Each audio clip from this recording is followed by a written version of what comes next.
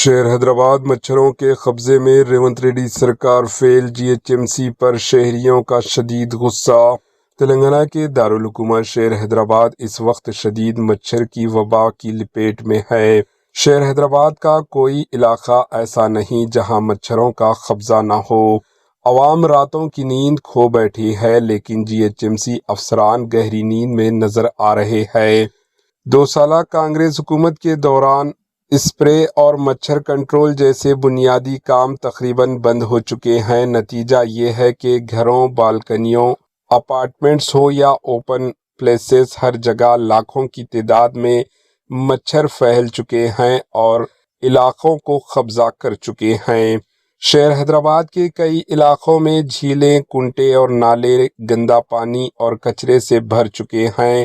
Drainage leakage کے باعث سڑکوں پر ہی گندا پانی بہہ رہا ہے، جس سے خطرناک مچھر پیدا ہو رہے ہیں۔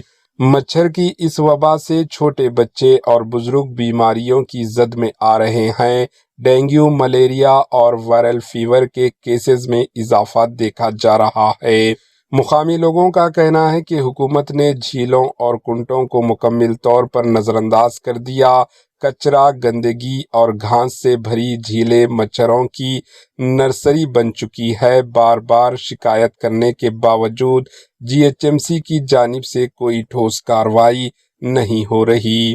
سوال یہ ہے کہ کیا ریونت ریڈی سرکار شہریوں کی صحت پر توجہ دے گی یا شہر حیدرآباد اس طرح مچھروں کے رحم و کرم پر چھوڑ دیا جائے گا؟ آپ کی رائے کامنٹ کے ذریعے ضرور بتائیں اور اسے اپنے دوست و احباب میں شیئر کریں تاکہ زیادہ سے زیادہ لوگوں کو معلومات ہو سکیں۔ Bureau report, H news.